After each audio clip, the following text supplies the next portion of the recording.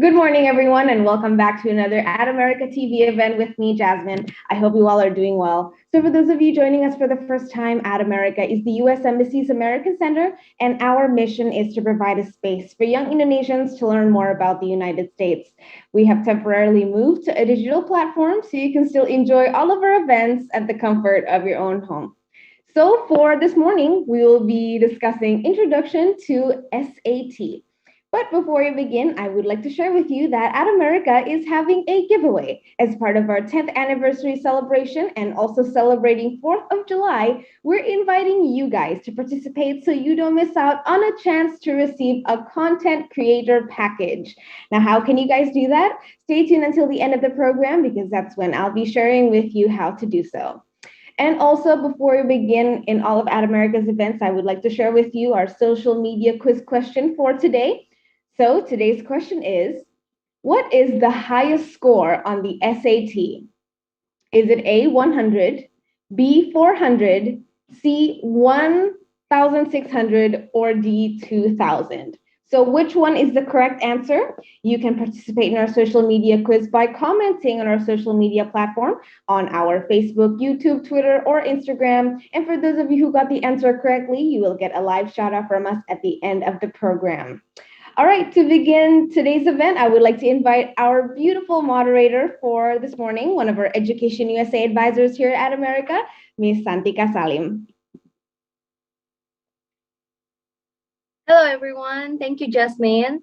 So welcome everyone to Education USA at America event again today on Saturday, and it's a morning one. So thank you so much everyone who is so enthusiastic to join us today. It's quite a special session today, and I want to welcome all of you who are watching from anywhere. So you are, if you're not in Zoom, you are probably in Facebook, YouTube, Twitter, and Instagram. So if you have any questions, let us know. Send us your questions in the comment box. And if you're in Zoom, you can use the chat box. And Fina, my colleague, my fellow Education US advisor in America, will also be in the chat box. And I will also be there for you guys. And we will have a Q&A at the end. And so it will be fun. Okay. So for those of you who are, this is your first time to Education USA at America events, I want to give you a short presentation on what we are and who we are, what we do. Everything's there, and promise you it's going to be very helpful for you. Okay. So here we go. I'm gonna share the screen from the other side from here. Okay. And you can see it fine. All right. So, what is Education USA, right? Education USA is a U.S. Department of State networking over 400 international student advising center in more than 170 countries. So you can imagine that we are all around the world, and you can just reach out to any center, not only in Indonesia, if you're not watching us from Indonesia. And we promote U.S. higher education to students around the world, giving you accurate information, comprehensive and current information on any opportunities for you to study in United States. Okay. And moving on, I'm going to show you that we have in Indonesia alone, we have 8 centers and total of 10 advisors. So we have 2 centers in Jakarta. So one is in the U.S. Embassy where David and Iqbal are as the advisors are there. And as I've mentioned, we are in the Ad America one in Pacific Place Mall, Jakarta. There's Vina and me. And we moved to Surabaya. We also have 2 in the U.S. Consulate General, and there is Hefty there for the U.S. Consulate General, and we have one in Universitas Airlangga Unair, and the advisor is Amba. And we moved to Medan. It is located in the U.S. Consulate Medan. We have Jeffrey there, and moved to Malang, Makassar, and Banda Aceh respectively. We are in Universitas Muhammadiyah. We have Zaki, and Universitas Fajar. We have Cendani, and Universitas Islam Negeri UIN Araniri in Banda Aceh with Lilis. So if you are watching us not in Jakarta or anywhere near the center, you can just choose one center, the one that's closest to you, or whichever you feel like contacting, and reach out to them. Okay. But if you have anything, let's say if you have contacted them but you didn't get any response that you need as soon as possible, then feel free to reach out to Fina and me. I will let you know how to do that in a second. Okay. All right, so this is what we do for guiding any students or prospective students to study in the States. We have these 5 steps, but this is not like limited to what we can give to you. So basically, the step 1 is the researching your option. So this is where you kind of know, okay, I want to study this program and I would love to try to apply to this certain universities. And maybe you're still figuring out like what are the universities that you want to list down to apply to, and that's fine. You can find Vina or me or any other advisors in Education USA to talk about it. Okay. And next one is financing your studies, whether or not you are looking for any scholarships as an international student. If you need any information or try to look for any scholarships, you can try to find us. We can try to guide you to where to find it, but you will be always the one who will apply for it. Okay. And this is the same for the third step, which is completing your application. You will be the one who submit everything on your own, but we will be in here behind you to support you with whatever things that you need to submit, which is the requirement. Okay. And in the step 3, Fina and I are very, very highly demanded to give this one service that's very popular, which is the essay review. So if you guys are writing your essays and planning to study to the States, applying to the States, and you can try to come to Fina or me for the essay review, and everything is free of charge. Like all of the steps and more than all of the steps, basically everything that we offer to you is free of charge, and you don't have to pay anything. I know Fina always said this is like too good to be true, but yeah, this is like one of those things that's too good to be true, but it's just real. Okay. And anything else in the your requirements to apply for the university or the program, if you have any confusion, maybe like the letter of recommendations or like CV or resume, or if you have to choose the things that, okay, if it's optional, like today we talk about standardized tests, if it's optional, should we like go for it or not? If you have those kind of questions and you need someone to discuss, we are always here for you. And the fourth one is finally, when you got accepted to any US university, it's time for you to apply for your student visa. And this is where we can provide you with the general step-by-step to apply to the student visa here in Indonesia. And then you can go ahead and just follow the steps and you'll be fine. Okay. Last but not least, we have the Prepare for Your Departure, which is coming up on the 10th of July. This is our yearly event where we invite everyone who's departing on the same year, but not limited to those who are departing, because all of our events are open for public. And so even though this is intended for those who wants to go this year, if you are still planning to go, like maybe in 1 or 2 years, you are so welcome to join, just to take a look at what are the things that you probably need to prepare from now, or have those questions answered, or simply maybe looking at those people who are already in your targeted goals. Okay, so that's that for the steps by steps.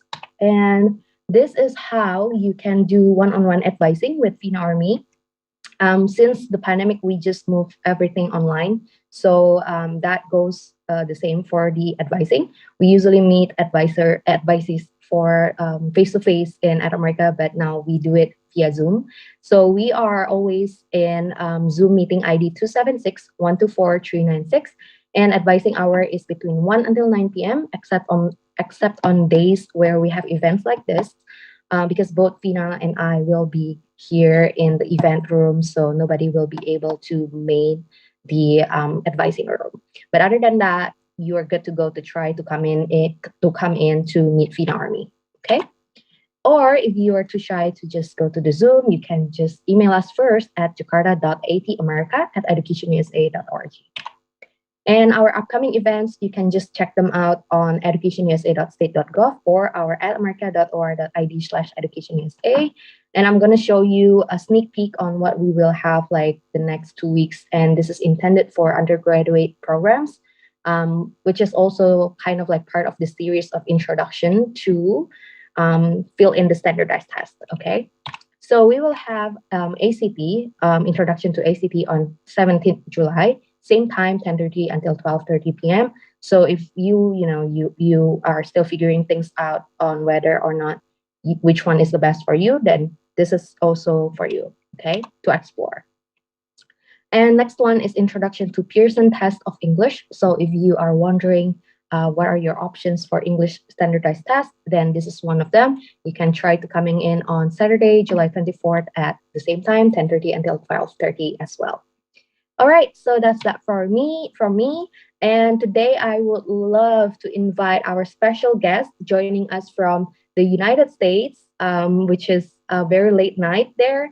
And he is from the official college board who makes the SAT test. I'm sure all of you who are watching knows what SAT is. And so please welcome Mr. Heike Chow, Associate Director of International from the College Board. Hi, Heike. Thank you, Santika. Can you hear me? Yes, take it away. The floor is yours. Right. Thank you. Am I sharing the right screen? Let me double check. Do I need to reshare or right now it's okay? Yeah, right now it's okay. Anytime you're ready with it. Oh, so my slides is up. I can't really see my slides, so I want to make sure. I haven't seen your slides yet. Oh, okay. Let me try it again. Okay, sure.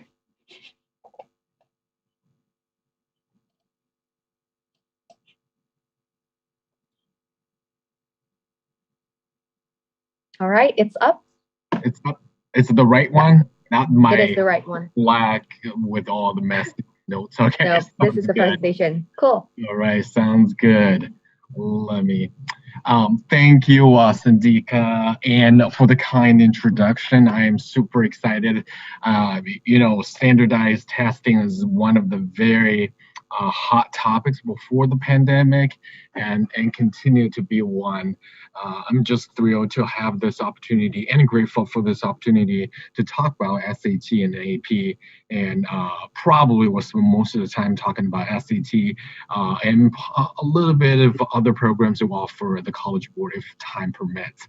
Again, my name is Heike Zhao. I am with the College Board in the United States. Before I get started, I just want to, whether you are here with us through Zoom today or watching the live stream, I wanted to send our heartfelt thanks to all the educators, students, parents, for your hard work and continuous support. We at the College Board are very proud of your resilience and dedication during this very, very difficult time. Today's session is about how SAT AP connecting students to all kinds of opportunities. Our agenda, like I said, I will do a very quick intro to College Board, and I spend most of the time talking about SAT tests. If we have a little bit more time, we can talk. I can continue with AP and other programs, but we'll close our session with Q&A. I know I will provide a lot of tips on how to prepare SAT tests, strategies to improve your SAT scores, and other best practices. So please stay with us until the end. All your questions and comments are always welcome.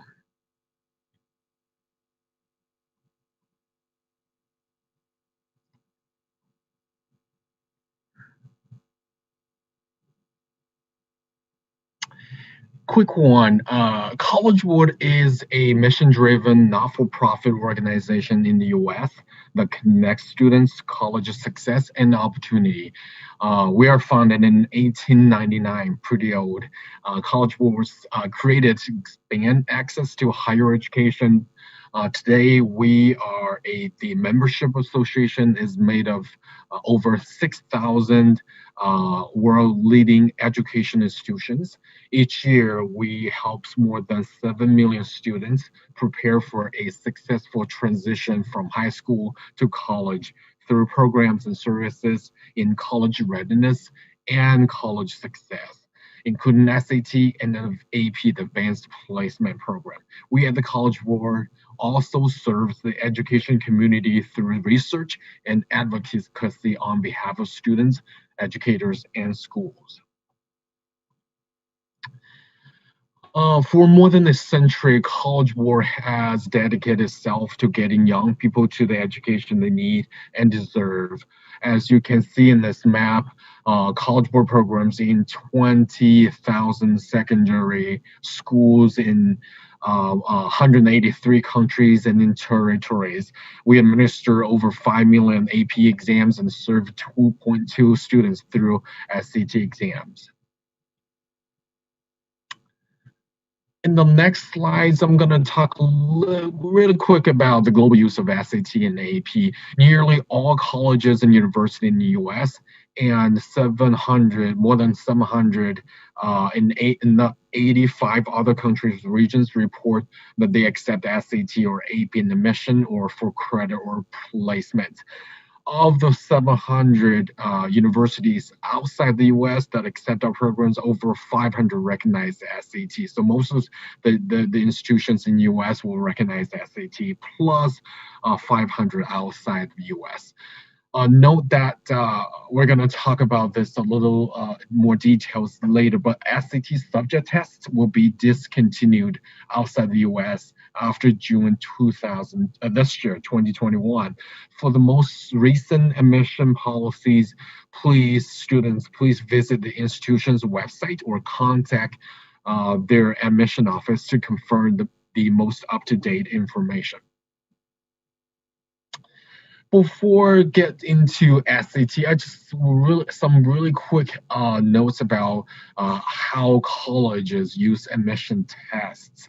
College admission tests like the SAT and are standardized tests typically taken in your junior or senior year. Colleges use scores from these tests to help them make admission decisions. Each college has its own admission process and policies, and they use scores differently. Here are some of the facts that you need to know. The first one is most four-year colleges in the US use test scores in their admission decisions. So we know we have heard a lot of a test optional policies recently, but trust me, most four-year colleges use test scores in admission decisions, especially with international students. SAT score will help colleges compare students from different high schools. Your scores show your strength and readiness for college work. Remember, scores are just one part of your college application, along with grades, course rigor, and recommendations. Second one is most colleges publish student test score information. Some colleges publish the average scores of the students and others show ranges. If you're interested in particular college in the US, you can see how your score compare. But keep in mind that most colleges admit students with a wide range of scores. There are always some students who score above and some below the published scores. Think of those scores as a guide, not a cutoff. 3, admission tests let colleges find you. When you sign up for the SAT, you can get the chance to hear from the colleges that have an interest in you based on a combination of your test scores, grades, academic interests, and other characteristics. The PSAT, SAT offers opportunities for you to indicate your desire and have your name shared with the interested colleges. So this is a not everyone is familiar with this. This is called Student Search Service. It's a free service for the students, and this is service to help you get noticed by the university. The colleges are looking for you instead of you looking for colleges. Another point is colleges may use scores to award scholarships. It's a pretty obvious one. Most scholarships, money that you don't have to pay back, comes from colleges. They will use test scores alone or in combination with other characteristics or achievements to award their scholarships. Another use for admission tests like standardized testing is scores may determine placements in college classes. Admission tests like the SAT evaluate the reading, writing, and math skills that you need in college. So some colleges use scores to place students in classes that are at the right level for them. Scores can also be used to identify students who may benefit from specific advisor or academic support in college. I know some of your students, some of you are interested in four-year colleges, and those colleges will require standardized test scores. And some of you might be interested in two-year community colleges. And two-year colleges recommend standardized tests. Nearly all four-year colleges require you to submit admission test scores. You can't apply without them. The SAT is accepted almost all, by all U.S. colleges, and some four-year colleges, open admission colleges, which are those community colleges, they don't require scores, but they may use them for placement or scholarships. Colleges consider multiple scores in different ways. Whether you're taking SAT or not, you can decide who sees your scores because you are in charge of sending them. If you take the SAT more than once, you can often choose to send only your best scores, but each college sets its own policy for how it uses multiple scores.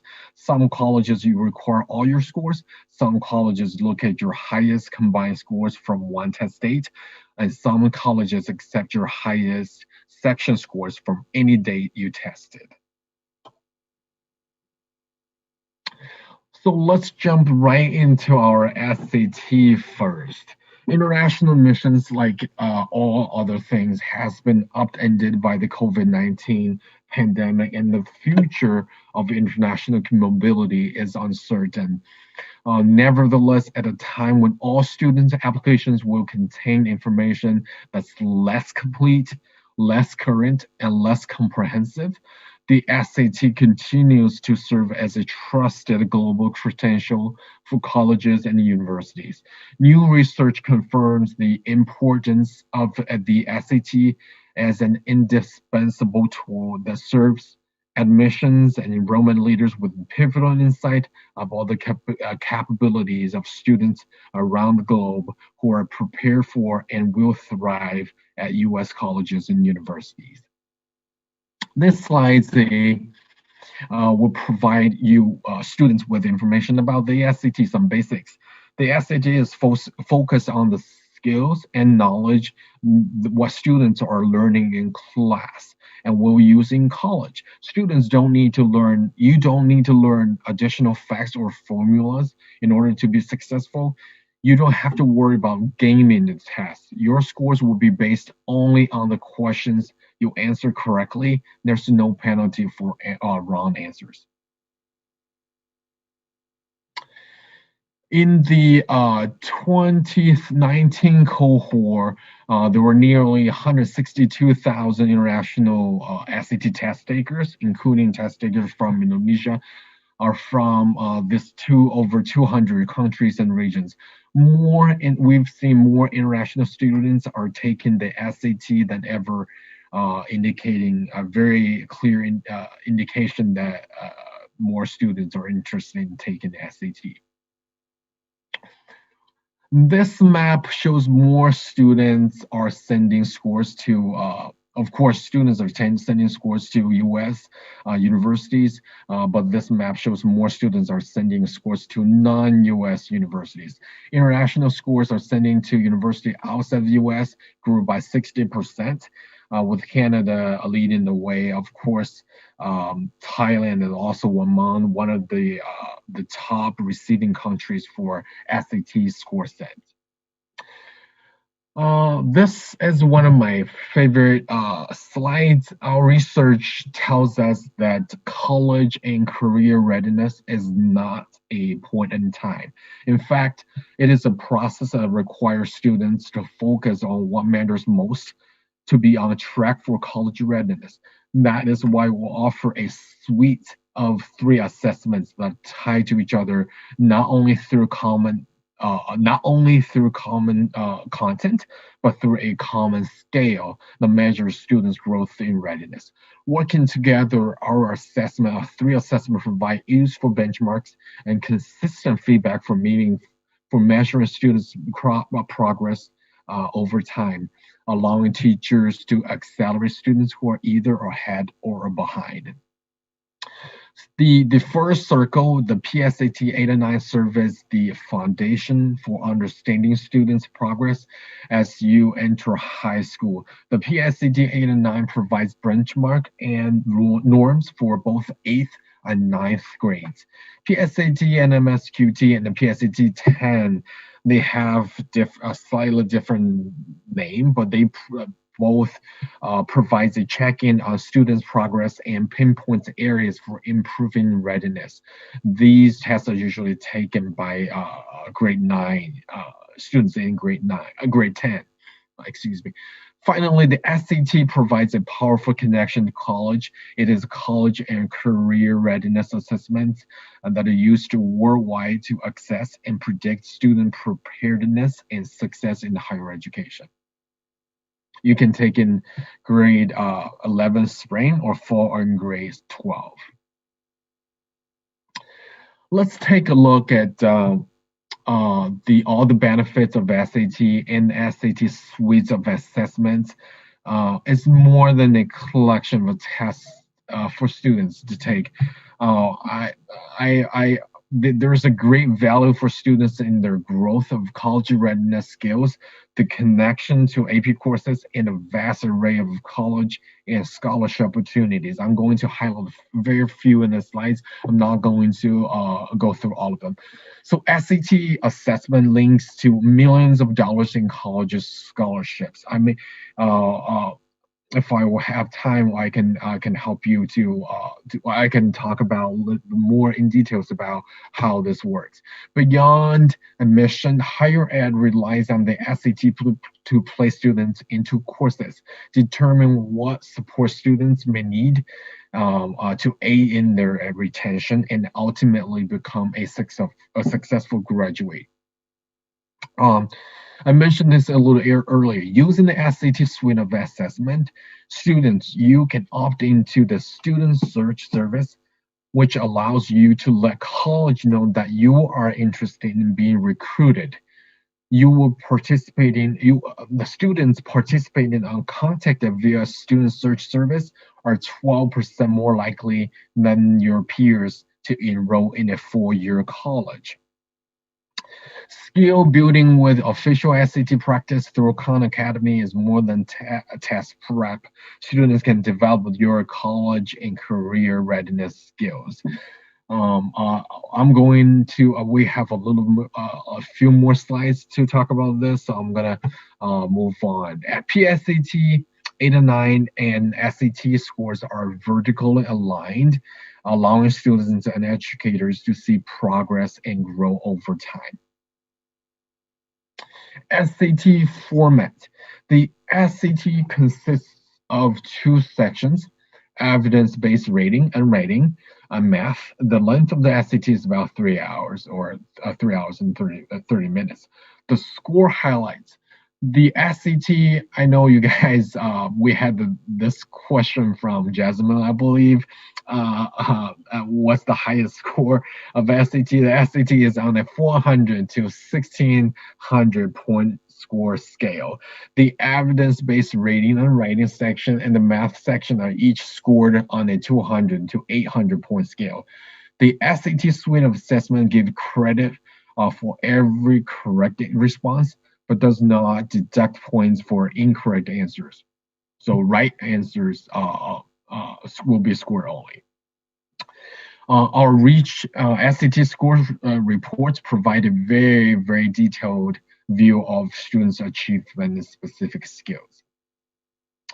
By the way, the PSAT related assessment, PSAT 8 and 9, PSAT 10, they all have the same format as the SAT. So if you want to practice SAT in 8th grade, 9th grade, 10th grade, taking PSAT is the best way to prepare for SAT. All right, this is another of my favorite slides. This is a slide with the test schedule for 2021 and 2022. On the left hand side, we made some important announcement earlier this year. The first one is discontinuing SAT subject tests. So no SAT subject test uh, after this year, I mean from now on. The expanded reach of AP and its widespread availability means the SAT subject tests are no longer necessary for students to show what they know. AP provides students rich and varied opportunities to showcase your knowledge and skills through university level coursework. I'm going to talk a little bit more about AP later if we have time, but we believe AP provide more opportunities in this regard. The second announcement is discontinue SAT essay. This decision recognizes that there are other ways for students to demonstrate your mastery of essay writing. At the same time, writing, this does not mean, let me clarify, this does not mean writing is not important.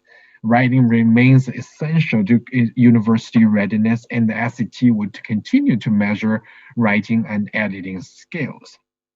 Number three, we are exploring more flexible SAT, a streamlined digitally delivered exam. The pandemic has highlighted the importance of being innovative and adaptive to what lies ahead, but we are committed to making the SAT a more flexible tool, and we're making substantial investment to do so. We have more to share about that work later this year, so please stay tuned either on our website or through email. We'll share more later this year. On the right hand side is the really brand new test schedule. That I believe this was published like a few days ago. You will see the exam dates in August, October, December, March, May, and August. On the right hand side is the registration deadline for online and phone registration. The highlighted link is where you can go on to check out the registration website and the test schedule. Here is a slide I made just this morning. This is the highlight link is due the same link here in the last slides. It's if you have a hard time jotting this down, you can just Google it. The SAT registration. Will pop up probably the number one and number two. Once you click in the SAT registration, you will see the screenshot. Literally, this is a screenshot I have this morning. You will see the table of test dates and registration deadline. If you are interested in registering any of the tests, you can click the register button and we'll take you all the way through. We are making every effort to make this registration process, as simpler and easier experience for you every year. And here are the 5 main steps to register SAT tests. It is a streamlined process, and you should be able to complete the whole registration in a very short amount of time. The first one is start the registration. Click that button I showed you, and that is called step 1. Step 2 is enter your information, this including your name, your school, and your author information. Number 3 is select date and test center. This one is probably one of the most frequently asked questions about how do I select my date, how do I select my testers. You will be able to select different date and test centers according to on demand, basically. And the fourth, well, after you select your date and test center, you will be able to upload your photo. And the last step is to check out. This is here is my very useful tool for students and school counselors. It's a spreadsheet over 3,000 university worldwide recognized in College Board programs for purpose of enrollment or admission. You can download the spreadsheet for free and check out all the institutions across the globe that recognize the SAT and the AP for enrollment and admission. We talk a lot about the SAT test. Let's talk about SAT official resources. Khan Academy and the College Board developed the official SAT practice to create free personalized tool so students, regardless of your income level or background, can prepare for the SAT and college level courses. Each student accesses a plan built just for you. By linking your College Board and Khan Academy accounts, students can use your score on the new SAT, PSAT, or PSAT 8 and 9 to determine what areas to focus on. Official SAT practice reinforces what students learn in school by letting you focus on the knowledge and skills most essential to college. Does it work? Khan Academy and College Board have released data linking official SAT practice on Khan Academy to a substantial student score gains from the PSAT to the redesigned SAT. Students who prepared using official SAT practice saw substantial improvements. 6 hours of practice was associated with an average 90 points increase from the PSAT to the SAT, near double the average gain among students who did not use official SAT practice. So use the official SAT practice. It's free and it's worth it. Now I am going to talk about some of the best practices of how you prepare for SAT, how to improve your scores, and how you register or should you register or retake SAT. The first question is, what's the best way to prepare for SAT? Although you can prepare for the SAT many ways, College Board, we believe there are at least five of the best ways are listed above here, right here. All of these tried and true methods are free. Follow the 5 tips and so that you can have the skills to understand SAT concept and the confidence to achieve your goals. The first one, take AP courses. When it comes to the SAT test, the first question many students you will ask or parents you will ask is, how soon should I prepare? How soon is too soon? When should we begin preparing for this test? Because the SAT focus on skills and knowledge you gain every day in your classroom, one of the key ways to prepare and perform your best is simply take the most challenging coursework you can take. This can include honors and advanced classes at your school or any AP courses available to you. Recently, Indiana University researchers found that high school students who achieve a B or better in at least 2 AP courses score higher on SAT by more than 100 points. The second one is start early. So we know that I know for a lot of the students actually start early. You've done a really good job. We know what we're talking about early here. Ideally, you will like all the time in the world prepare for a test. But that's I know for a high schooler, you don't really have a lot of time to prepare for tests. Your junior year and senior year are packed with important events. So it's important to plan where your SAT fits in. Choose an SAT test far enough in advance that you have time to prepare. You don't want to just cram yourself. We recommend at least 2 to 3 months.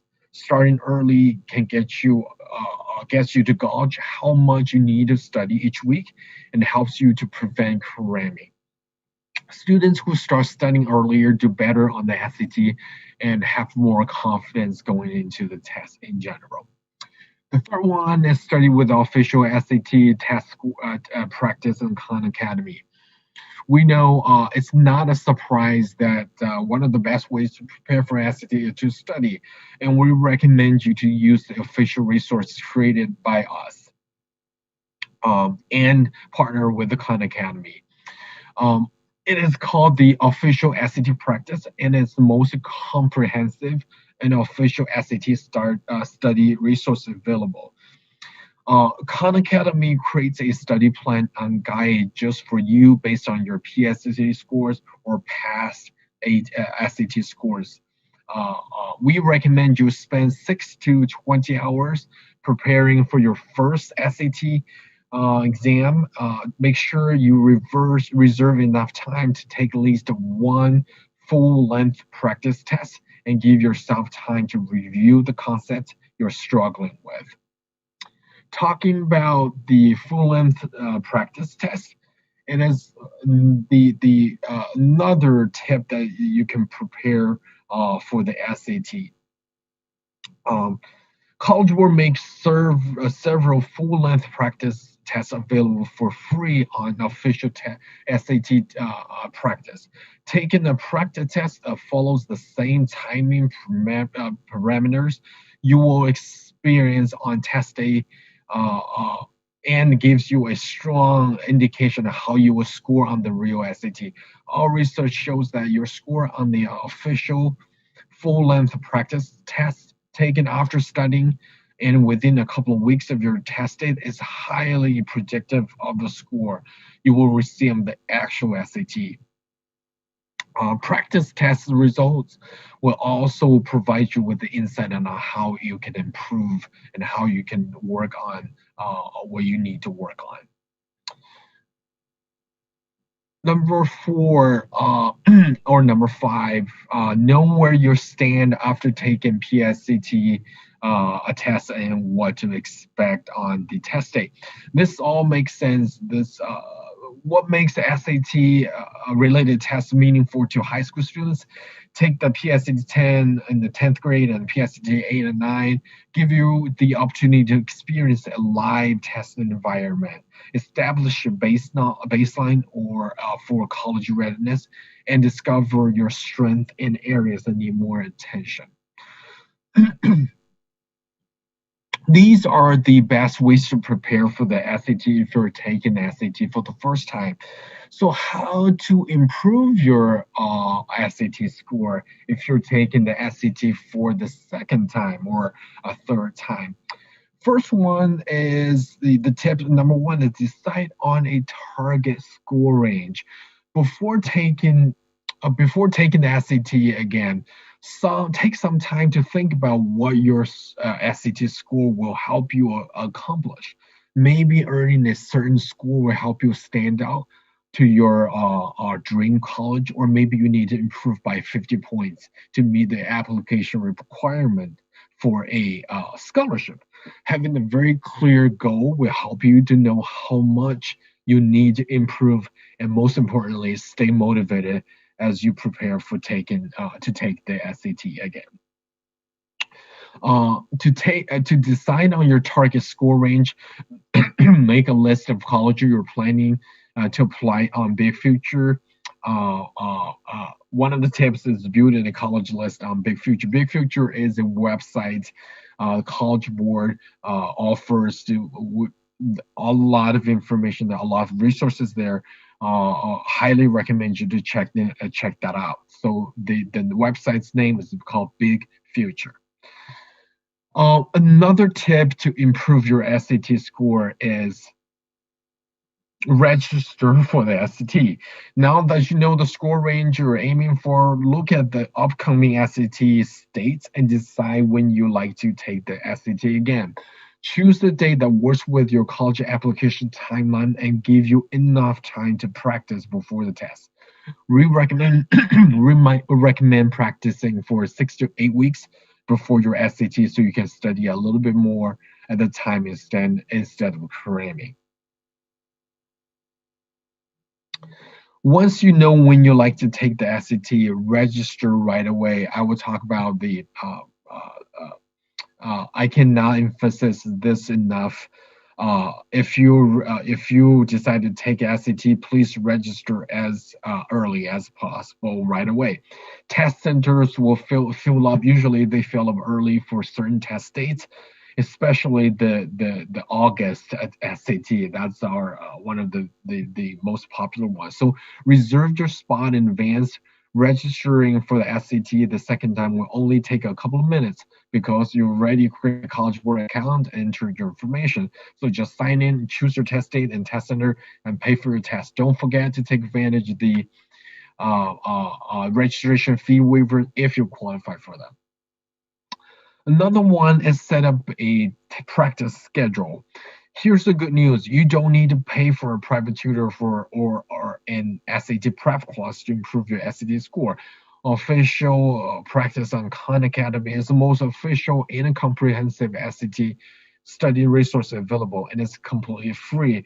Our research showed that more time on official SAT practice associated with higher SAT scores.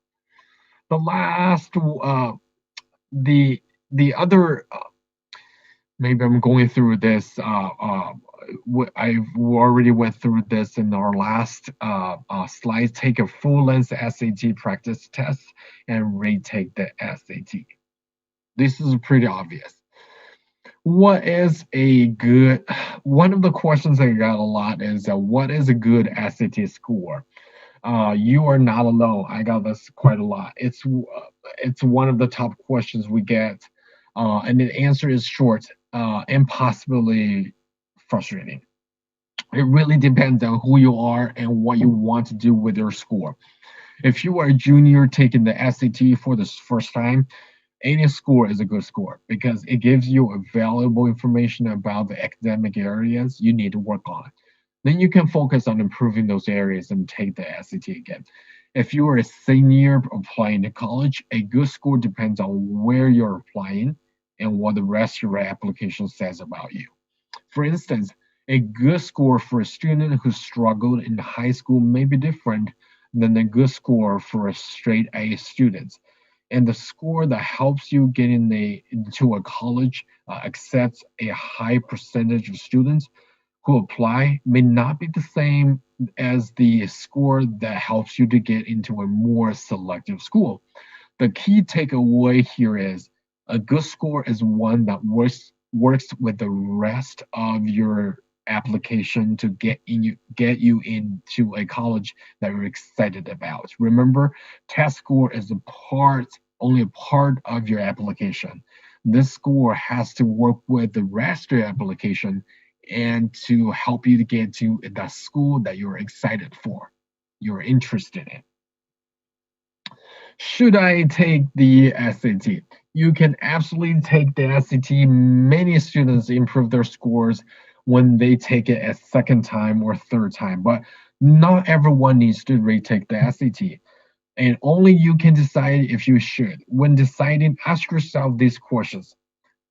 Did I reach my goal? Am I satisfied with my score? Does my score qualify me for the college I want to attend? Do I have time to take the SAT again before my college applications are due? Now let's go into details about retaking the SAT, the benefits, numbers of retakes, dates, and how to prepare. The benefits of taking the SAT is increase your chance of score improvement. Research shows that 2 out of 3 students in the class of 2018, a total of 63% increased their SAT score by taking the test more than once. The second benefit is know what to expect. You know from personal experience what the test is like because you took it already. You know the types of and number of questions, timing for each section, break schedule, etc. This will give you an advantage when taking the SAT a second or third time. You can be confident because you know what to expect. Recognize the areas you need to improve on and have insight into how to do better the next time you test. I'm checking my time. I since I've gone through, I think I have a few minutes left. I'm gonna go with a really quick about AP because I've already said about PSA. To prepare for SAT, the best way to prepare, the number one tip is the to study AP. So what is AP? AP Advanced Placement is an international recognized academic program with 38 university level courses and exams across 7 disciplines and taught in high school. Universities in more than 60 countries recognize AP admissions. Most four-year colleges and universities in the US and many in Canada also grant credit or placements on the basis of successful AP exam scores.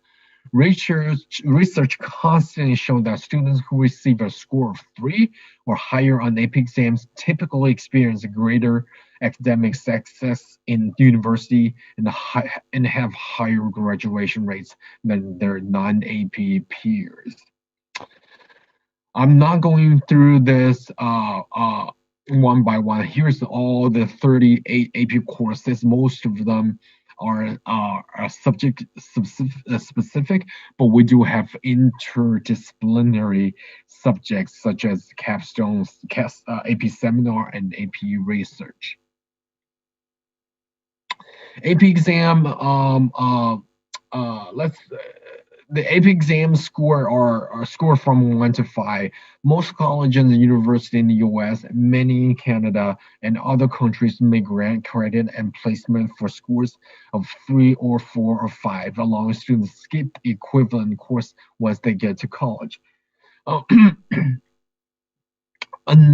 Note that a 5 earned by a student in New York City is the same as 5 earned in Jakarta or in London. Comparability across years and within any given year in AP exams. I'm not going to do this. I'm going to talk really quick about the slides. AP is recognized over globally, but we are going to talk a little bit about like this is an example of how AP is recognized in the US. Starting from UC Berkeley, they add strength in mission and grant credit for AP scores of 3 or higher. And University of Toronto students might need the I'm sorry, the New York universities and Duke universities have very clear policies about AP and AP if they grant AP grant credit for AP exam scores. Here's our AP credit policy example. If you score one is New York University, another one University of Florida. If you score 4 at AP Calculus BC, you will receive 4 credits at NYU, New York University, and 8 credits at University of Florida. You can easily find colleges that offer credits or placement for AP scores and what their policies are using this QR code on the left-hand side. I am going this really quick. AP has a lot of resources, including AP daily videos. Students, you will be able to check this out even if you're not enrolled in the AP school. AP exams, I'm going to go through really quick. This is the last slide I'm going to talk about. Besides SAT and the AP we mentioned earlier, Student Search Service is a free voluntary program that connects students with information about educational financial aid opportunities from nearly 1,900 eligible colleges and universities and scholarships and other educational programs. To put it simple, this program will help universities to find you and expand your options to university and scholarships. When you opt in the Student Search Service, these some of the information you will expect from colleges and the scholarships, including information on financial aid, details on campus life and student services, overviews of majors and courses and degrees and options, and deadline information. there are a variety of ways you can today opt into student search. You can, when you register SAT online, when you register for, when you take the PSAT exams, and when you can go online to, and or on Big Future website to opt in into the student search services. Santika, I think I'm done with my. Hope I oh my I spent a lot of time talking about my slides.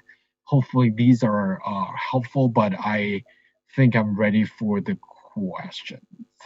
All right. Thank you so much, Heike, for the very, very elaborated presentation.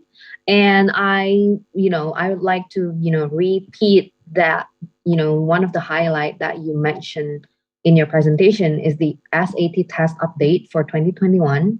And if you kind of like missed it, you can always rewatch the beginning of the presentation on our YouTube. I can provide the link in the Zoom chat box if you need that. But if you're watching us from any other platform, just Google up our YouTube at America and you can just find that real quick. But yeah, the highlight of this year for SAT is that they discontinue two things. Correct me if I'm wrong, Heike, but it's going to be no more optional or additional essay, and there will be no more subject tests, right? Okay. So before we jump into the Q&A, I just have real quick questions on that because I think that is, that raised a lot of questions on my behalf as well. So if there's no subject test, will those subjects be included in the SAT test, or it's just not there anymore? Not even in the only SAT test itself. Good question. So I'm gonna. This is a great way to start our Q&A session. So the SAT subject test is discontinued. A lot of times, students taking SAT subject tests. Those are for admission purposes. Now we've seen a lot more from our data. The students using AP scores to show that they have. So for example, the AP have 38 subjects. If you want to show that you're really good at the math, for example, you're applying for a STEM subject, you want to show that you are really good at math. Before you can take the SAT subject test, and now you can remember SAT is a college kind of between high school and college, that test, right? So we basically make sure the students are ready for the college. Yes. AP is higher, so AP exams are first year freshman level exams. So that if you have AP exams, if you have AP scores, that is a more powerful tool than the SAT subject test. So the subject test in the SAT being discontinued means that if you really, really want to highlight your skills or knowledge in certain subject, then you can hit the AP subjects instead, right? Yep. Right. Okay, cool. Sure. And I actually have a few advisees who came to me asking about AP, and they told me all this, I have this grade for this subject in AP. And they told me that when they go to the university, they are going to be able to kind of like transfer the credits. So yeah, that's a very, very good option as well if you guys are kind of like considering SAT and then taking the AP as well, or if your school already have this program of you taking the AP. That's going to be very, very helpful. And so I will go to the first question, and I already passed it to the Q&A sheets, the Google Sheets that we shared earlier. The first question is actually from Fadil in Zoom. Is it required for us to take the essay? This is just before you mentioned that the essay being discontinued and that you also highlight. So there will be no more essay in the SAT, right? Right. And you just highlighted as well that it doesn't mean that writing is not important. So can you share with us like what kind of replacement for the Right. discontinued essay to the test, Right. if you already know? Right. Yeah. So that's a great question. Continue to have good questions. So remember SAT, the essay was an optional essay. So right, Mhm. you don't have to choose essay. Now the optional essay is gone. But Mhm. in the reading part, the evidence reading part, that is where you show your writing skills. So it's not Mm. like SAT, you don't have to, it's all multiple choices. No, Yes, yes. it's still remember, writing is important in college Mhm. and beyond college. So Right. SAT continue to measure your reading, writing, and math. Right. Okay, cool. Just to double check with you because you shared in the presentation. I'm looking at it right now. It says the format of the SAT suite of assessments, and you have this labels, columns of the task structure, like the PSAT related assessment, and then it breaks down into two: the evidence based reading and writing section and the math section. So you mentioned PSAT related assessments, right? So this will be the same for the SAT. This is what the SAT test will look like, right? Yep. Okay, cool. So yeah, guys, it's there's clearly writing in the SAT test still. So it doesn't mean that if they discontinue the optional essay, then you have to relax on not practicing on your writing. Okay. Move to the next question. It's from Moishu Shu and Zoom as well. Is the SAT test accepted in all universities in the United States? And I love this question because it's just focusing on going to the States. And if you need any guidance, we're always here for you. So yeah, Heike, it's like it's 100% accepted to all the US universities, or we have to double check or anything like that? I don't want to be the kind of never say never, right? Or this is always. So to be on the serious side, Mhm. SAT test is accepted in almost all universities and colleges in the United States. If any of you find the university or college does not accept SAT, please do let me know because I think most colleges, the colleges you will be interested in, I'm pretty confident that they will accept SAT. Okay, I have a new questions coming in, and it's very interesting. I'm going to save it for later, and I'm just gonna go to Vania's question, also from Zoom. When is the right time to take? I think this is like a good FAQ, especially if our audience today is like high schoolers who are still confused, like when should I take the test? When should I start preparing and everything like that? Although you mentioned that we better start early for preparing, like learning the SAT through the PSAT from like year 9, 10, or 11.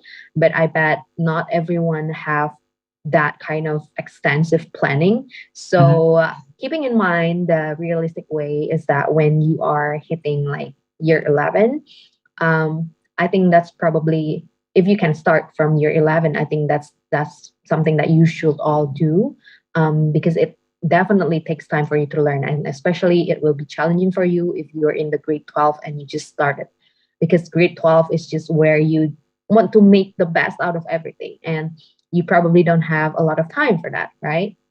So the question is, when is the right time to take the SAT for fall 2023 admission? So let's say any fall admission. So what do you recommend the student take the test? Because I'm looking at the test schedule that you shared.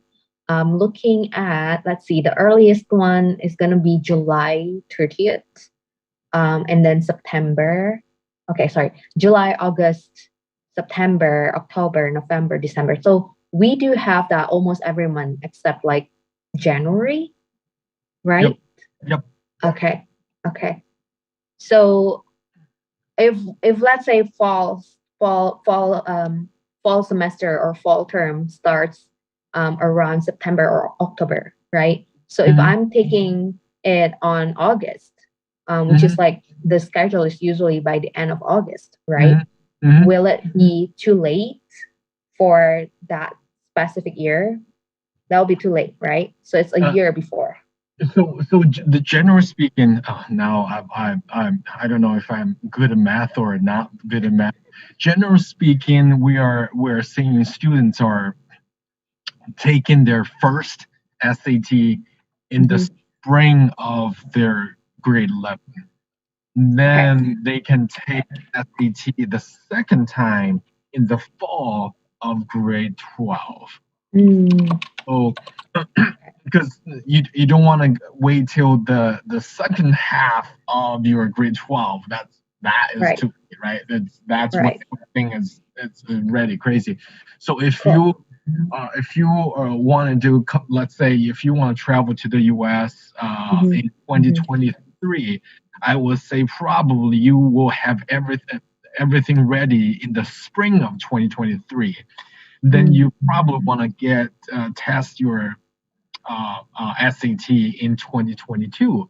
So if mm. the student can take SAT the first time in the spring of 2022 and the second time in the fall of 2022, that would work. Okay. Yeah. So we need kind of like giving it like, how do I call this? Um, it's kind of like a gap where you allow yourself to make the error or improvement. So like if you take the first test when you are in the grade 11, which is spring is usually around March. It's just Hmm. early year. Hmm. Um, the first 4 months of the year, I think. You start from taking the first time from grade 11 and Hmm. see how good you are doing, and Hmm. if you still have time to improve, right? But it's honestly speaking, you still have like about a year to Right. improve your SAT if Yep. you're going to retake it again next year on the around the spring as well. Hmm. So then, to answer Fania's question, if you want to enroll in fall 2023, you Hmm. should start this year. Yep. So Yep. basically, we would recommend based on your answer, we would recommend spring 2021, right? Yep. But it has passed, so you can start now, like learn the SAT and then take your first test and see how well you do, and make necessary improvements based on what Heike shared in the presentation, right? Right. Right. Okay, cool. To add to that is, Mm-hmm. let's say you're taking SAT twice in your the spring of your grade 11 and then the fall of your grade 12. Um, Mm-hmm. a lot of students like now, if you're a grade 10 or the beginning of your grade 11, what do you do? Mm-hmm. There are a lot of things you can do. You can take AB classes or you Yeah. can take PSAT 10. So remember, PSAT 10 is they have the same. They're vertically aligned with the SAT. So it's Mm-hmm. basically uh, it's a another easier. I shouldn't say easier version. It's a younger version of SAT. So Mm-hmm. the students, if you're taking PSAT in grade 10, you score in certain range, that will tell you how well you Yeah. perform your actual SAT in grade Yeah. 11 and 12. So it's like a practice full blown practice test Yeah, for the SAT, but it's yeah, just called PSAT, right? So I'm and just yeah, I'm yes, just and trying to make it. the biggest difference is not just the biggest difference is Mm, SAT is a high stake exam, so you need to go to a school or test yeah, center. yeah. PSAT, your own school will be able to order that for you, and we will deliver those to your school, paper, pencil. So you're Mm, it's a it's a really in terms of convenience, and also it's um, uh, more of a lower cost. right, right. So I will just translate that into the Indonesian version of those kind of things. So in Indonesia, for high schooler, if you remember, the the graduation test, UN, itu PSAT is tryout. Jadi kayak you just get the whole test, but it's the tryout. It's like just what the test will look like, but it's not. So the grading for PSAT is going to be the same for as SAT, but it's not going to be your record of SAT score, right? Okay. So then it will be a lot, because you said it's not as high stake as SAT, where of course, because it's a kind of like a practice test or a tryout. So then the price will be a lot cheaper, right? Yep. And we can ask our school to Order it. get that for us. Yep. But let's say if I'm going to school that doesn't kind of like have this kind of curriculum, where it's not international curriculum, the school is not familiar with AP or SAT or any PSAT, can I like order it myself as a student? Students cannot. The school. Okay. So, but the school, I think the school, whether you're an international school or not international school, the school, for school to order this is free. So school can order them on behalf of the students, and the school, all you need is, it's all the ordering is done online. So Okay. I believe most of the schools will want to help the students. Right. Yeah, and I agree with you. So I kind of like Google it, but it's around $17. $17. Am I right? Okay. And it's just one price for all PSAT, right? Yep. Okay, cool. Okay, guys. So we can move to next question. This is the one that I mentioned to you. That's interesting. It's from Katya. What is the percentage of college or universities that does not require SAT score? I mean, maybe it's because of the pandemic that they make it optional, or they waive the SAT compared to last year pre-pandemic. Oh, Do you know? So this is whoever asked this question is another great question. What is the percentage of college that does not require SAT score compared to last year? This, I do not have this data on my hand, but I do want to point out, like I said, everyone knows a lot more colleges, universities are going test optional. So I really want to point out, students, please be mindful what test optional means. So it's optional. Do you submit do they consider your score if it's optional? So what my recommendation is, if you have a good SAT score, AP score, please submit that as when the school goes test optional. Because just think about this. If you're competing with any other students, you are both have the same grade level and other things. The standardized test is a really good indicator that your skill set is different than the other students. So it's don't feel this whole the test optional has a lot of things to do with the pandemic, right? We can't have enough opportunities for we cancel those exams because of COVID, but that doesn't mean the test score is not important anymore. It's a really important index for some colleges. Yeah, and if you think about it, if they make it optional and you are applying to, especially if you have like quite good or very good score of SAT, and you're applying to highly selective schools where they make it optional, if you submit your SAT score, of course they will see you, to give more effort, and that showing that you are more qualified, maybe compared to those who didn't submit any SAT score in the beginning. Right. So I'm with Heike here. I agree that if it's test optional and if you don't have any limitations on taking SAT score and you can actually get a very good score or a good score at that point, why won't you take it, and show that you put extra effort for your best application so that it will increase your kind of like your chance, or making better impression to the admission committee. But yeah, especially now that if I remember, you mentioned that SAT will make something online, like that conducting the test online based or internet based.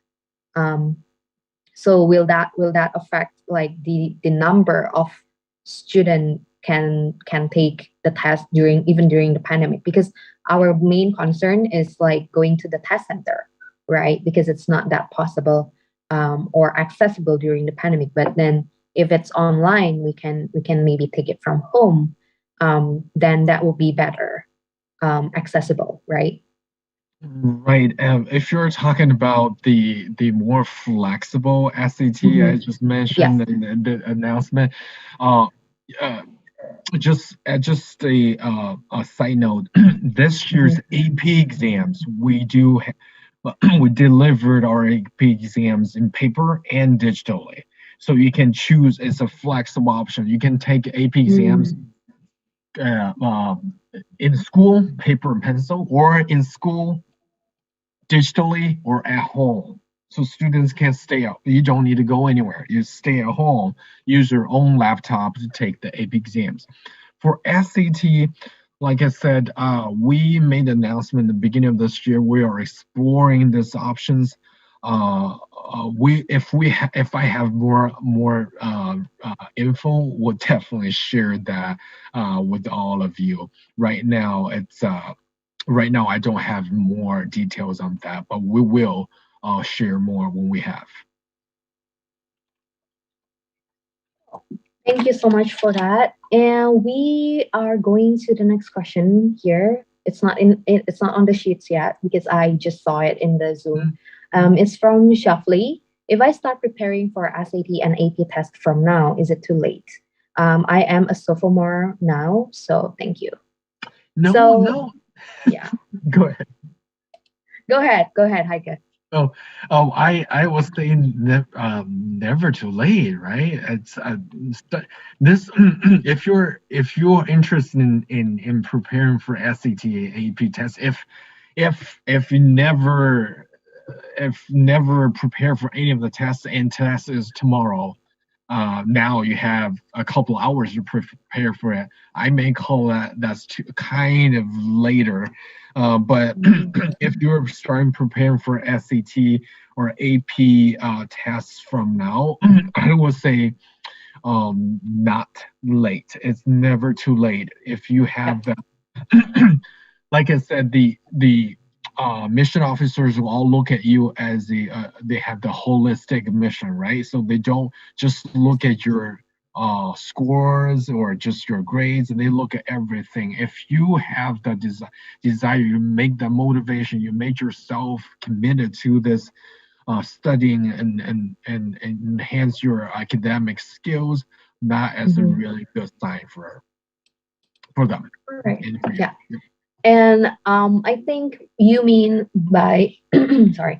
I mean by sophomore, I think you mean grade 10, right? So grade 10 is, in line with the recommendations where Mm. you start the all this AP, SAT preparation and anything that you maybe want to prepare for you to study to the United States. So you're totally not late at all. You're actually quite early, and we encourage you to stay early and prepare your best application. And like what Heike says, I really want to emphasize that here because a lot of Indonesian students do not know this, that the US university is, embracing this holistic approach in their admission process. So they like, you already repeat this, I don't know how many times by today, that they don't only look at your SAT score, they don't only look at your report cards, grades. They will ask you to write essays of your personal essay or whatever topic that they put in, the admission page for you to choose from. If you already start with the Common App, you will know what I'm talking about, because they will list the questions there, and for you to choose what you want to talk about, what you want to write about. They will also ask you to maybe add, your CV or resume, even though you are a high schooler, so that you can, talk about what you do outside of your class, outside of your academic. So yes, they are holistic. It means they don't only look at your grades, but doesn't mean that your grades are not important.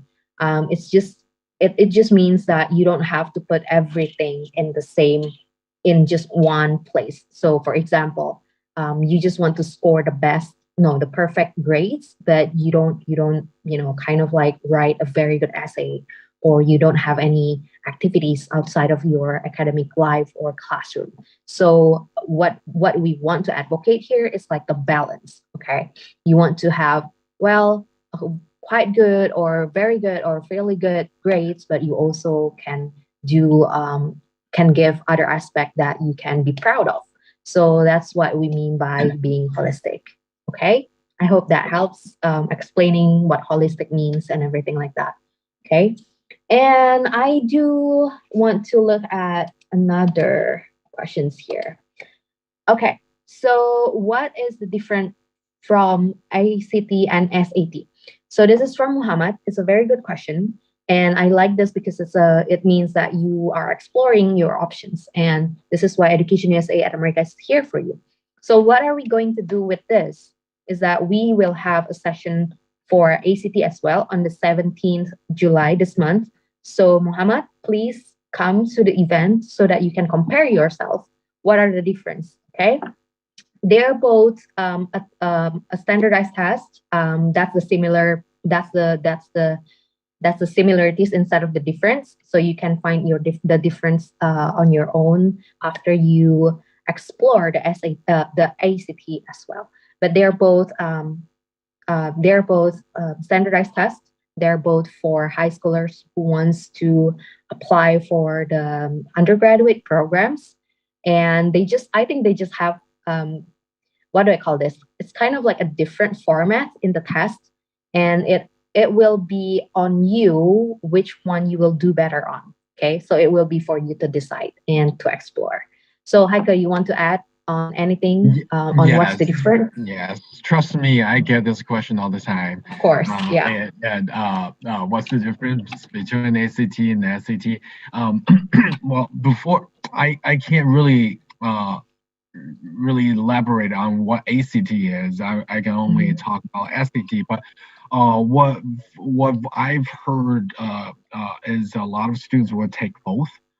Mhm. Like I said, you can take both ACT and Yes. SAT and see how you perform in either one of those exams. And some students they like ACT better, and some students like Mhm. SAT SAT better, better. or Exactly. I should say all the students like SAT better Of because I'm course. biased. But to just then a tip, you can take both and see what you like. Everyone might be different. Yes, yes, I completely agree with that, and that's why we are inviting both to try to share to our students here in Indonesia, and maybe for those who are watching not in Indonesia. So it's for you to explore on the differences, but I can tell you that they're both intended for high schoolers who wants to apply for the undergraduate programs. And like what Heike says, which is very, very good tips, that you can take both. Not like the full test where you have to pay quite sum of money, but you can try going to find the free resources of like the practice test and see which one you're more comfortable and which one you do better at, and focus on what works really well for you. Okay, I hope that answers the question, Muhammad. And guys, if you have more questions, even if you're not watching from Zoom, if you're watching from YouTube, Facebook, Twitter, and Instagram, you can send your questions in the comment box, and our team will pass it to us here. And I will ask Heike. Okay. And I'm going to check another questions here. I think I have questions. I actually, when you do the presentation, I do draft my questions. So you mentioned, okay, we talk about PSAT and okay, I think this will be another question if you are already in grade 12 and you just realize you just started looking at the requirements to the university that you want to apply to in the United States, and oh, okay, they ask for SAT. Okay, what am I gonna do now? Like I don't have enough time to take it before the deadline. So if you have ever heard or known if US universities will accept any late SAT score, is that possible? Um, um, um, yes, I've heard, and that's Okay. actually that's what we've been trying to do, because of Mm, the COVID since last year. mm, We've reached out to all our member institutions and mm, basically all those higher institutions, asking them to be flexible and try to put that the deadline to accept SAT score as late as possible. mm-hmm, It, mm-hmm. so most of them responded, and they are being very very flexible. So they're not. Right, right. They know this is a whole challenge for all of us. So we've done that. We've reached out to the memberships, but I would definitely encourage you to check the Yes. specific institutions and check on their website and see what the deadline look like. Because even within Mm-hmm. the same institution, different programs might have different time deadlines. Even in the same program, the same institution, this month deadline might be different than next month. So Right, always I check agree. the website. Yes. Right. And with whatever requirements you are having questions or doubts with, you best to ask the admission office directly, because sometimes they have this case by case where they actually say they don't accept anything late or anything that says no on the website. But when you explain to them your situation, your hardship, like, okay, I already registered for the SAT for this date for the test, but the lockdown happened in Jakarta, for example. Right now, it's an emergency lockdown and mobility restrictions, and so I'm not able to take the test. So what will happen is, of course, maybe rescheduling my SAT, but then it will make me pass the deadline of where you asked me to submit it. So what can I do about it? So you can discuss that and communicate that with the admission office directly.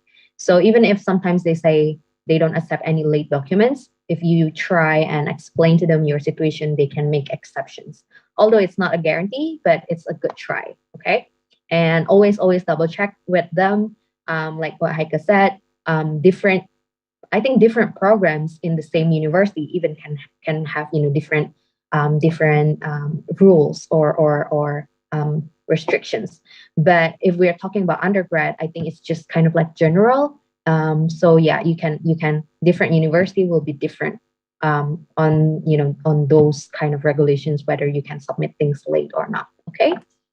And I think I'm just gonna check real quick here if we don't have any questions from other platform. I'm just gonna continue with my questions. I'm going to look at my email to you, Heike, just to see, like, let's see. Okay, so we talk about retaking SAT, but we didn't talk about how many times is the limit. Do we have limit here? Oh man. Because sometimes students Right. are just so keen on Right. getting the best, the perfect score, Right. or Right. like So whatever their target is. right. Um. Yeah. Uh. Like. First of all, we've talked about retaking taking the SAT for the second time. Usually, will have higher score. It's just you're more familiar with the format, with Hmm. you're just more Hmm. comfortable. You're more confident. But like any other tests, any Hmm. other standard tests, if they're good, if they're valid, the times of taking the test does should not affect your score that dramatically. So, which means if you Hmm. from first time, second time you raise the score, Second time, Okay. the third time might be a little bit. Yeah. But by Yeah. the fourth, fifth, and sixth time, you're still going this way. That's not a good test because your Mm, skills should stay the same if you're in okay. this certain time amount of time. So the short answer to the questions is there's no limit for you to take the exam, but there's no Okay. not necessary to take the exam multiple times. Okay. Okay. I understand your point here, but I just want to visualize it to students who, um, kind of like, that I can still get a better grade if I retake, right? So the example is like this. If you take the first test and you score, let's say, 1,000 out of 1,600, and then your second one is like 1,400. That's a huge increase, like what Heiko just mentioned, right? But your third test, because you thought, okay, I can increase like 400 points. So why not I try to score like the perfect grade, which is 1,600, right? And then by the third test, you probably only increase a very little improvement, like 1,480 or something. And then I think it's just like if you keep on retaking, it will probably increase, but only very slightly. So it's just not efficient in a way because then with standardized tests, it's all about the practice that makes it better. So I would recommend you to and you kind of already kind of like hit where you are exactly, which is like around the 1,400. So if you keep on retaking, it doesn't mean that you will kind of like reach the perfect grades as well. So yeah, maybe twice is fine, 2 or 3 times is fine, but more than that is probably going to take a lot of money and time. And maybe you will stress too much on it because you are chasing for the grades that you think that you need. Well, maybe you don't, right? So yeah. Okay. We do not have any more questions coming. Okay, I might be wrong. Yay! Did I answer all the questions? I am so Yeah. Do happy. you love the questions so far? I do. I do. Actually, I want to add to that. Please. Students, if you are thinking about taking the exam multiple times, I'm not gonna say no to that, but it's really think a bigger picture. Mhm. Standardized test is part of your Exactly. whole package, right? The amount of you, I mean, you take this third time or fourth time, your score Mhm. can go down. It doesn't necessarily you can go up all the Right. time. It can go down. Yes. Okay? So the time and energy spent on that does not really make any sense to me because if you're for a lot of schools if you're in the range, like I said, the score range, if you're within the range, then you're good. Or like I said, some of the candidates they're out of the range, right? They still get recruited, right? So this is part of your application, and you can spend more time on other things that can show your Mhm. academic skills and achievement. Yeah, I totally agree with you, and thank you for sharing that because naturally you will be biased and telling students to keep on retaking because then that's where the SAT test is needed, right? But yeah, guys, you need to be looking at the bigger picture, like what Heike said, that SAT is just one out of all of the requirements that you will need. So you don't want to just focus on one thing and kind of like not doing your best to the rest of the application. And I want to highlight here because Fina and I have been advisors for years, especially Fina. She have been having more experience than me. That essay is one of the most defining or judging for your application to be accepted or not in that university or that college. So you don't want to just put everything in one basket and then forget the rest of the things that are very, very crucial as well. Okay. And another thing is like what Heike said, you can show if you are stuck with your SAT score, I think this is what a lot of students want to hear as well. If you're stuck on your SAT score, I would, kind of like if you come to me and tell me that, Santika, my SAT score is just so bad. I just don't know what to do if I'm not confident to submit it and anything like that. While I think you are doing great, but because you don't feel confident about it, I will just go ahead and challenge you to, you know what, take the AP test. Take the AP test, and if you do well in the AP test, then you can also use that and submit that. Try to submit that to the university, even though they don't require it. Some of them will really, really look at that and consider that to be exchanged or transferred to the credits. What do you think, Heike? Can I do that? Yes. Yes. Can I do that? I'll always say yes. I'll always say Okay. yes. Okay. Because if I look at the, how do I call this? It's kind of like the students who came to me, Indonesian students who came to me. Not often they come to me with a very good. I already think it's a very good SAT score. It's above 1,400, which is, I think, it's very good. But he or she will insist that this is not good enough to be in this university and that university, and I just say that. And now that I know you mentioned AP is something that's higher than SAT, right? Sorry. So why not try to take the AP in certain subjects that you already know that you will do, really well at, and just on top of your SAT that you are not that confident at, just add that AP and see if that it will boost your whole overall grades. That's what I think. But it may be or maybe a good or a bad advice, and I'm here just to ask Heike, what do you think about it? Yes. Yeah. So I know our focus is on the SAT today. Actually, the AP, we have more info about AP than the SAT. More. How how should I put this? I think AP is such a different program than SAT. If your students have, if you have the access to any AP courses, whether it's online or school offering it, definitely take it, because the remember, the admission officers looking at you. Are you taking the most challenging coursework? If your school is offering that, definitely take advantage of that, because I know for AP, for the students, if you're taking SAT and if you have some AP exam scores and the courses you're taking, I'd say that's just the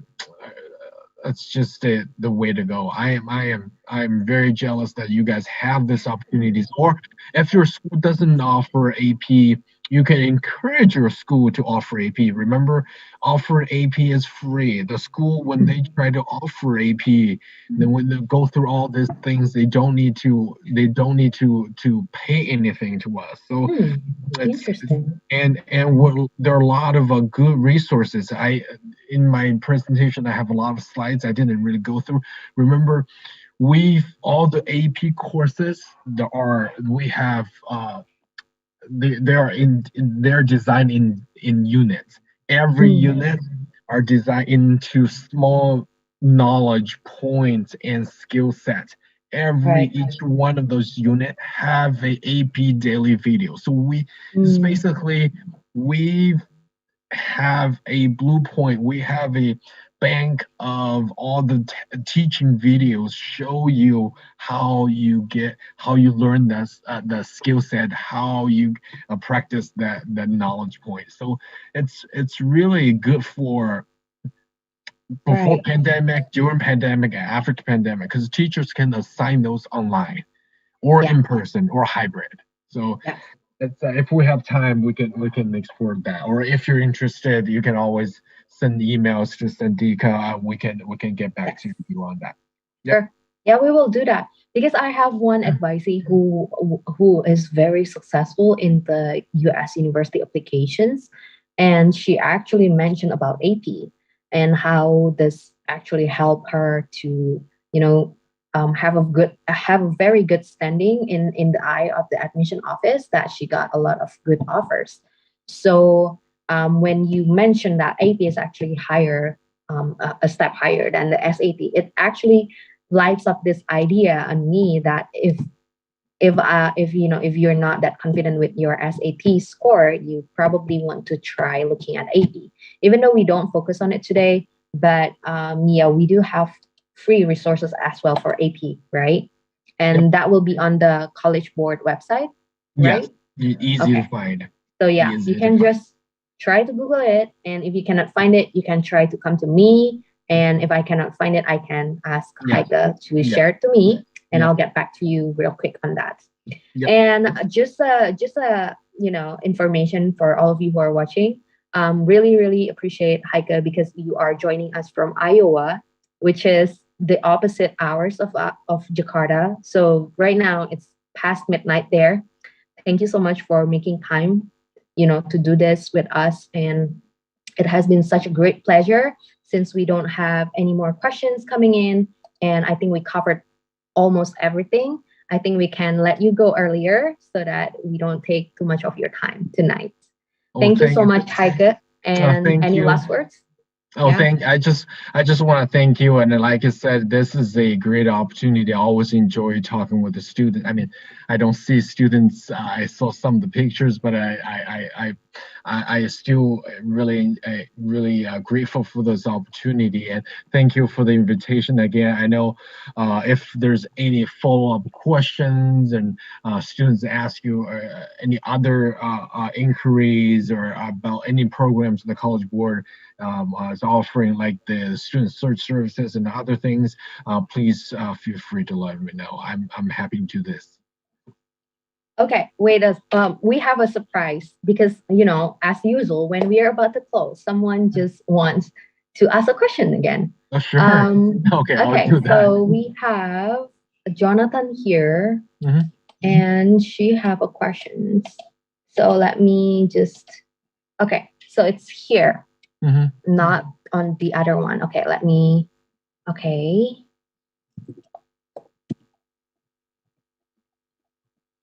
I'm asking her, because I'm assuming she is a mother who is joining with the son. Okay. So yeah, No problem. she have a question. So she's a parent, Okay. and what is your question? Can you send it to us, or you want to be unmuted? Okay, okay, I will just try to unmute you from my end. And unmute. All right, you should be receiving a request or Hi. notification. Hello. Hi, Miss Tante. Tante. Hi. Thank you. Good afternoon from Jakarta. Okay, Mr. Heike. Okay. Hey. Yeah. I have. I want to ask you about my son's. I want to tell you about my son's historical. I want to ask you whether is it important for him to take the AP or not, or won't it be too? If he wants to take AP, won't it be too late or not? If his schedule is like this. Okay. My son Jonathan now. He will be in grade 11 this academic year. Okay. At the moment, he is not decided yet which major he wants to take, but he has some already short some of that, but he's not making a decisions yet. So I just encourage him to take the SAT test. We plan to take it either December 1 or March. Okay. Then by the time next year he will be in grade 12. Mr. Hager said in the presentations that AP test will be held twice twice in May. Am I correct? Thank you for the question. I think let me repeat a little bit before. Just want to make sure I got your question. So your son is in grade 11 and 11 this July, this academic year. And he is wondering if, or you're wondering if he should take AP And AP so or not? Yes, because right, he at the moment he is not decided yet which major for sure he wanna take.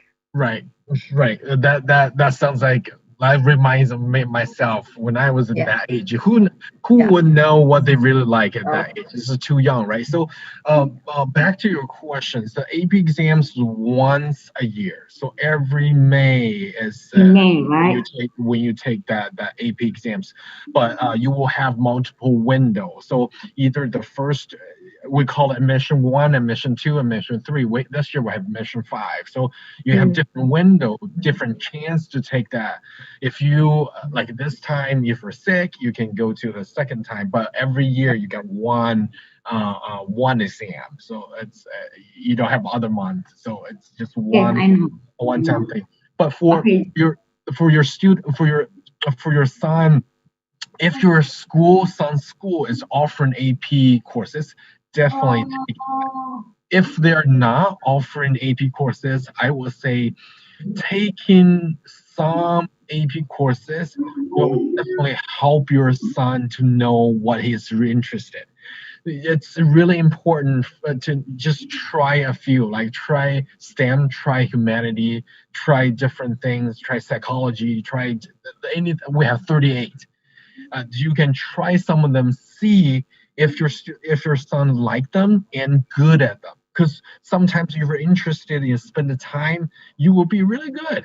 You would score high, but it's just it really depends on if your school is offering or not. If your school is not offering it, No. some online providers can provide the instructions.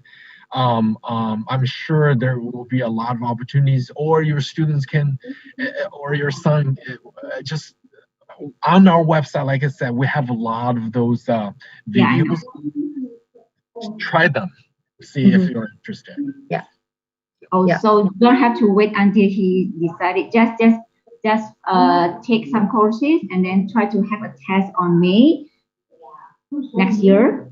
If he so if he wants to take the test for sure, the Yes, test, yes, we want. if you take the exams, we encourage you to take the exam. But taking the class, you don't have to take the exam. Mhm. Yeah. Okay. Or you take the exam, you don't have to take the class. But Yes. we Oh, okay. would love to for your students to learn, not just take the exam. Yes. So we don't want just the exam for your students, for your son, and we want your son to find his passion, to Mm. find his skills, to build all those Oh, okay, okay. So it's everything. not We call necessary to take the AP test. No. Am I? So- No, yeah, So okay. it's not necessarily you have to take the AP test, but if you are wondering kind of like what AP test will be suitable for your son, you can try learning them first because they're like what 30 something Yeah. choice, right? Yeah. That's what Mr. Haito And- was trying to say. Yes, and Yeah. remember the main two things for people to take AP is stand out in the application. Yes. You Yes. have your SAT at this score, my SAT at the same score, but I have Yeah. AP score. AP. That's Exactly. number one. Number two is AP score can help you to get credit. So you graduate sooner, you save money. Yes.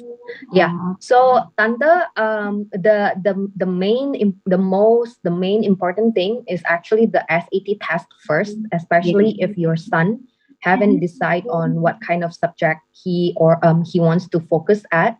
So for now, if you want to explore AP classes, that's recommended. But later, when he knows more on what he wants to go deeper from the subjects in AP, then he can try to take the AP test to highlight even more on top of the SAT score itself.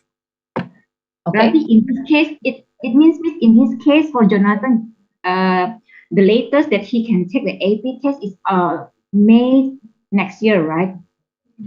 Yes, It so will for also. AP tests for for May 2022. 2022, because on the next 2 May. years, it won't be make it because he has to submit the university. I mean the admissions paper already to enroll for the university, right?